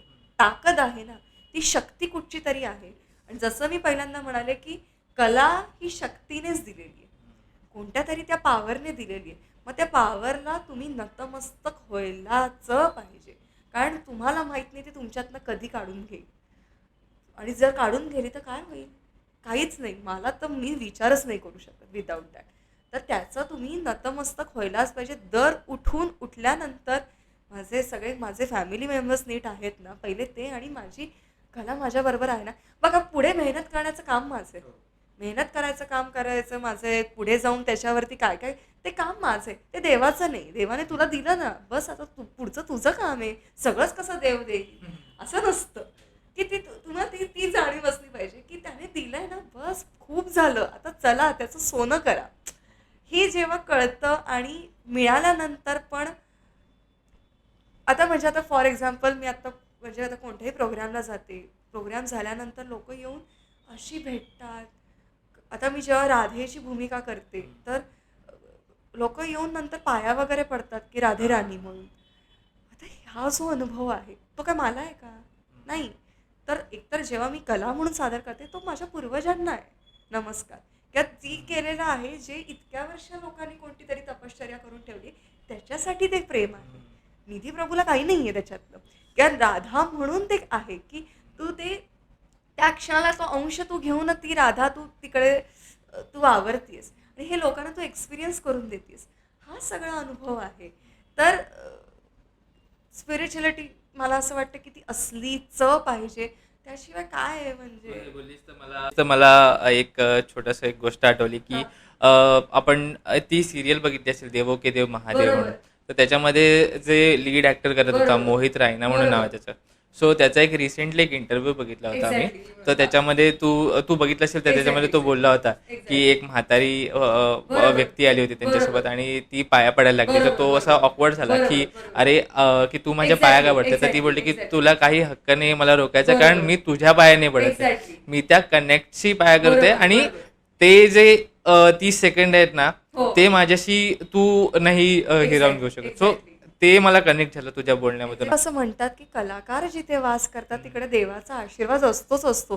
त्यामुळे जेव्हा आमच्या घरी येतं तेव्हा असे म्हणतात की बघ साधं घर आहे छान घर आहे मस्त आहे पण त्याचा वास आहे कारण तो देवाचा आशीर्वाद आहे असं लोकांना म्हणणं आहे. हो, मी आल्या आल्या पण तेच बोललो की हा कदाचित की की ही काही कधी कधी असं वाटतं ना की व्हायब्रेशन वाईब त्या व्हायब्रेशन्स फील होतात. हो तर ते का ते आहे? तसं वाटलं. कारण मग इकडे मी अरे इथे मी तपश्चर्या करते इकडे मुलींची कोरिओग्राफी होते मी दुसरीकडे पण क्लास घेते मला तिकडे सुचत नाही मला इथेच सुचतं. मला इकडे ते साईंचा जप लावून किंवा इकडे मी त्या झोनमध्ये जाते आणि एकदा ते नटराजावरती फूल चढवल्यानंतर की बाबा आता प्रतिभाशक्ती दे कारण तेही त्याची देण आहे. म्हणजे तुम्ही म्हणता की माझं आहे काय आहे याच्यामध्ये माझं सांग काहीच नाही आहे तुझं खरं म्हणायला गेलं तर सगळं त्याची देण आहे. त्याच्यावरती मेहनत करणं तुमचं काम आहे आणि ते देण आहे तर मग तुमचं नतमस्तक असलं च पाहिजे त्याशिवाय काहीही होणार नाही आयुष्यामध्ये. आणि आता तू बोललीस तर आता तू शिकवतेस सुद्धा तुझे बरोबर. स्वतःचे क्लासेस हो आहेत हो आणि तू लहान लहान मुलांना पण शिकवतेस हो इव्हन मोठ्यांना सुद्धा हो शिकवतेस आणि तू स्वतः पण शिकलेली आहेस, तर ठीक आहे. तो बिईंग अ स्टुडंट, हां, शिकत आहेस आपण असं बोलूया. तर स्टुडंट, परफॉर्मर आणि त्याच्यानंतर तू आता टीचर, ठीक आहे. तर एवढे सगळे रोल्स तू केलेले आहेत किंवा ह्या सगळ्या भूमिकांमधून तू जातेस आता. तर ह्या सगळ्यांमध्ये कसा फरक वाटतो तुला? आणि एक कोणाला तरी शिकवायचं आणि स्वतःहून शिकायचं, याच्यामध्ये कसं वाटतं? आणि ते तू तुझ्या क्लासमधून जे लोकांना शिकवतेस, तर ते कसं काय करतेस? मग ते कसं मॅनेज करतेस? माझी जी आहे त्याचं नाव नादनिधी आहे. नावामध्ये पण निधी आहे. तर नादनिधी असं माझं नाव आहे ते. खूप छान. आणि त्याचा तू लोगो पण बघितला असशील तर ते सगळं घुंगरूशी ने एन केलेलं आहे. तर dance from soul to soul. The soul is here in the soul. तर ही जर्नी आहे, ही मला कनेक्ट झाली, हो की नाही? मग ती आता तुम्ही जन्म झाल्यानंतर तुम्ही एक सर्टन पॉईंट नंतर तुम्ही समाजाचं काहीतरी देणं लागता. तर माझं असं म्हणणं की हे माझं देणं आहे. मला समाजाने दिलं, आता हे माझं देणं आहे. तर हे मी माझ्या कलेच्या प्रचार प्रसारामधनं करते, ती शिकवण्यामधनं करते. तर नादनिधीच्या आज स्टुडंट देवाच्या कृपेने इंडियामध्ये, ठाण्यामध्ये, मुंबईमध्ये, इंडियातले आहेत, बाहेरचे सुद्धा आहेत, आफ्रिका, US, न्यूझीलंड इकडनं पण आपल्याकडे मुली शिकत असतात. ऑनलाईन आहे. फक्त तू एक कोणालाही विचार की नादनिधीचा तू मेंबर झालास म्हणजे तू फॅमिली मेंबर झाला. इट्स नॉट प्रोफेशनल की 1 तासाचं आणि 1 तासाचे चार्जेस आणि हे आय जस्ट कांट. मला ते जमणार पण नाही. त्याने मला ते येत पण नाही ते प्रोफेशनल. हे शेवटी तुम्ही फॅमिली बनता. कारण काय, कला जर ट्रान्सफर करायची आहे ना, तर तेव्हा तुझं नातं बांधलं गेलं पाहिजे. त्याशिवाय कला ट्रान्सफर कशी होणार?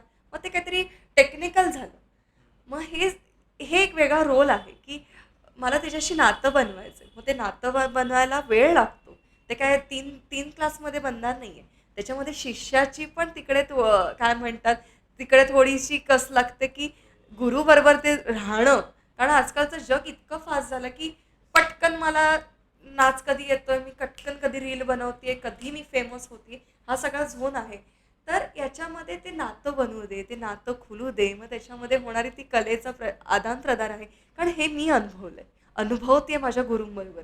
जेव्हा घुंगरू बांधून उभी असते, तेव्हा ते जे काय 1.5-2 तास जे घडत असतं, त्याचा जो अनुभव हा पैशात बांधता येईल का रे? नाही ना. म्हणजे आता एखादी बंदिश आहे, जी मला महाराजींनी शिकवलेली आहे. त्याचं तू मूल्य कसं लावणार? काय त्याचं किती किंमत लावणार? ही लाखाची बंदिश की हजारो की करोडोची बंदिश? तुम्ही नाही करू शकत. आता मग जस्ट इमॅजिन ही आलेली लिगसी, याच्या ज्या बंदिशीस म्हणजे आपल्या लिगसी झाली. ही आता मी कोणत्या त्याला पैशाच्या ब्रॅकेटमध्ये बांधू? मला तर कळत पण नाही कसं करायचं या सगळ्या गोष्टी. तर मला असं वाटतं की म्हणून ते नातं आलं. आणि ज्या लोकांना ते नातं समजेल, ज्या लोकांना त्या कलेची कदर आहे, मला म्हणायचं नाही की सगळेच अप्रतिम कलाकार बनतील. पण माझं असं म्हणणं आहे की मी नक्की रसिक चांगला बनवेन. कारण तुम्ही पहिल्यांदा डान्सर असाल, डान्सरचं मी सांगते, मग तुम्ही आर्टिस्ट बनता, मग तुम्ही चांगले रसिक बनता, त्याच्यानंतर तू कथ्थक डान्सर बनणार आहेस. ही एवढी सगळी जर्नी आहे. सेम कोणतेही आर्टिस्ट असो किंवा काही असो, तिकडे पोचायला पहिले पहिले रसिक बन. तुला काय करतंय, काय बघायचं हे माहित नाही, मग तुझ्यात येणार कुठून? त्या डेस्टिनेशनपेक्षा ती जर्नी. एक्झॅक्टली. आता ही जी प्रोसेस आहे, जी त्या लोकांना कळेल, ज्यांच्यात ती कॅपॅसिटी आहे देवाच्या याने, त्याच लोकांना मी फक्त क्लासमध्ये घेते. ज्यांना हॉबी म्हणून शिकायचं आहे किंवा त्यांना असंच शिकायचं आहे की त्यांचा काहीतरी वेळ वाया जातो. मी त्यांना सांगते की खूप क्लासेस आहेत, तुम्ही त्यांना जॉईन करा.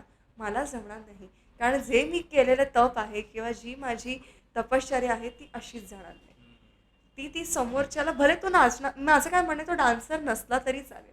I don't care. मला कळलं ना की ते मला ते कळू दे एकदा कला काय आहे. ती मला उलगडून बघायचं आहे. हा अप्रोच ना मला एकदम समोर आला ना मुलगा की माणूस आला की त्याला मला कळतं की या स्टुडंटमध्ये ते आहे. तर मी याला नक्की चांगला रसिक बनवेल की आज तू जेव्हा 4 प्रोग्राम बघायला जाईल, तेव्हा तो खूप छानपणे ते एन्जॉय करेल आणि चांगली दाद देईल. दाद तर खूप महत्त्वाची आहे ना कलाकाराला. दाद नसेल तर कसं होईल? आणि ते एक वेगळं झालं स्टेजवरती मी म्हणाले तसं की तिकडे कस लागते. माझा दादा म्हणतो की मुकुंद दादा की फतेह करके ही आना आहे. म्हणजे तुमची सगळी करणी जे जे सगळं असतं ते तिथे लागलेलं असतं. की तू 20 वर्ष मी रियाज करते पण तुझा परफॉर्मन्स फ्लॉप झाला तर काय उपयोग तुझा? आणि येणारा ऑडियन्स तुला पहिल्यांदाच बघतोय ना, म्हणजे तुझं तिकडेही चॅलेंज आलं. ते एक वेगळं कोरिओग्राफर म्हणून तुझं माइंडसेट हा वेगळा असतो, कारण तुला त्याला सुंदर बनवायचंय. ते सगळं एक सिनॅरिओ वेगळा उभा राहायचा आहे. हे सगळं करायचं. जेव्हा राधाकृष्ण करते तेव्हा मला कोणतेही रोल प्ले करते तेव्हा मला ते कॅरेक्टरमध्ये जायचं आणि लोकांना ते समजून सांगायचं की हेच ते कॅरेक्टर, जर राधा असती तर ती अशीच असती, हे समजून सांगायचंय. तर ते फक्त स्विच ऑन स्विच ऑफ मोड आहे आणि ते जमले. तर मे बी जमतायत का मला माहित नाहीत, पण मी माझा त्याच्यासाठी म्हणून तर प्रयत्न कदाचित करते. एवढे लोक जुडतात तुझ्यासोबत आणि एवढा सगळा ऑडियन्स आहे तुझ्यासोबत. हे किंवा कारण हे असंच नाही पॉसिबल, हे जुडल्याशिवाय पॉसिबल होतच नाही. आणि ते तू करतेस, हे खूप खूप मोठं काम करतेस तू. कारण आता या ज्या रिसेंटच्या जगामध्ये गुरु शिष्य ही जी जुनी जी परंपरा आहे ना, ओल्ड स्कूल आपण म्हणतो ना, ते तू आता करतेस. जे मला नाही वाटत कोणी करतंय, किंवा जे करत असतील तर ते सुद्धा खूप असे हातावर मोजण्या इतके लोक असतील. मी आता येऊन सांगणार नाही की माझे पायचे एक्झॅक्टली, पण I know that there is a change. त्याचा काय म्हणतात त्याला, त्याचा इसेन्स, त्याचा जो काय म्हणतात त्याचा फील आहे ना, तो पकडलायस तू. अजून एक मला सांगा असं वाटतं, कारण आपण बोलतो आहोत, आजकाल खूप लगेच लोक ग्रॅज्युएट होऊन गुरु पण बनायला लागले. तसंही नाहीये. मी तर अजून स्वतःला टीचर झोन मध्येच म्हणते की मला टीचर माना. अजून गुरु झोन, ती गुरु ही पातळी आहे, ती यायची आहे. पण ते काम करताना का आपण आता डान्स टीचर वगैरे म्हणू शकत नाही, म्हणून कारण तुम्ही लिगसी फॉरवर्ड करत आहात म्हणून गुरु शब्द आहे. पण गुरु तल जो प्रकार आहे तो खूप वरच्या दर्जाचा आहे आणि त्याला पोचायचं अजून मला खूप वेळ आहे. अशा सगळ्या गुरूंसोबत तू राहिली आहेस, त्यांचा सहवास घेतलायस तू. हा, आणि कारण त्या सहवासामुळेच कदाचित तुझं हे तुझी मेंटल हे असं झालंय. कारण अदरवाईज असं नॉर्मल लोकांसोबत राहून कोणी असा विचार करत नाही, किंवा असे विचार नसतात कोणाचे. हे कोणाच्या तरी एक शक्तीच्या सानिध्यामध्ये राहूनच कदाचित पंडितजी असतील किंवा मग तुझे गुरु असतील त्यांच्यासोबत. कारण मी पंडितजींचं नाव सारखं का घेते, कारण भले मला येत नाही कथ्थक किंवा मला माहिती नाही त्यातलं काही, पण तरी सुद्धा मला ती व्यक्ती जेव्हा दिसते तेव्हा मला असं वेगळं काहीतरी वेगळं वाटतं. मग जर मला असं वाटत असेल तर तुम्हाला काय वाटत असेल. सो त्यामुळे असं सगळं विचारण्याचा प्रयत्न केला. पण थँक्यू परत एकदा तू चॅनलवरती आल्याबद्दल. कारण आपण वेळेच थोडंसं बंधन असल्यामुळे आपल्याला जास्त बोलू शकतो आणि मी तर अजून त्या गोष्टींबद्दल खूप बोलू शकते. आपण तुझ्यासोबत अजून भरपूर पॉडकास्ट करणार आहोत आणि काही काही विषय जे आहेत मी राखून ठेवलेले आहेत, जे तुझ्यासोबत आपण अजून डिस्कस करूया. पण थँक्यू परत एकदा आल्याबद्दल, तुझा थोडासा वेळ दिल्याबद्दल. आणि लोकांना माहिती नाही पॉडकास्ट सुरू होण्याच्या अगोदर बॅकग्राऊंडमध्ये काय काय झालं ते. आणि तरी सुद्धा एवढं छान पॉडकास्ट झालेलं आहे आपलं तुझ्यासोबत. आणि तुला खूप शुभेच्छा. नाद निधीसाठी पण खूप शुभेच्छा. आणि लवकरच तुझा कुठला तरी असा स्टेज शो बघायला मला मिळू दे, आणि त्याच्यामध्ये मजा येईल बघायला तुला स्टेजवरती परत एकदा. आणि तू थोडासा सांग तुझ्याबद्दल आणि तुला कसं वाटलं बोलून आपल्याशी. मनमोकळ्या गप्पा मारल्या आणि काही जे विषय आहेत ते सगळ्या इंटरव्ह्यूमध्ये किंवा जेव्हा मी टिपिकल कोणत्या गोष्टीबद्दल बोलतो किंवा आम्ही ज्या एका साच्यामध्ये बोलतो हे आम्ही बोलत नाही. तर आज ह्या गप्पा आणि त्याच्यामुळे माझे पण विचार लोकांसमोर मांडले गेले. हो, आणि म्हणून तर आपण इंटरव्ह्यू नव्हता करायचा, आपल्याला पॉडकास्ट करायचं होतं. कारण इंटरव्ह्यू मध्ये ते मोनोटोनस झालं असतं आणि मग ते सगळेच करतात की तुम्हाला कसं वाटलं आणि तुम्हाला हे कसं वाटलं ते कसं वाटलं. पण नको, आपल्याला थोडंसं विस्तारित चर्चा करता आली, त्यासाठी खूप थँक्यू. आणि एक छोटंसं गोडसं तुला छोटंसं गिफ्ट आमच्याकडून तू आल्याबद्दल. आणि लवकरच नवीन एक पॉडकास्ट करूया आणि लवकरच तुला आपण स्टेजवर बघूया. बाकी थँक्यू सगळ्यांना आणि लवकरच भेटूया.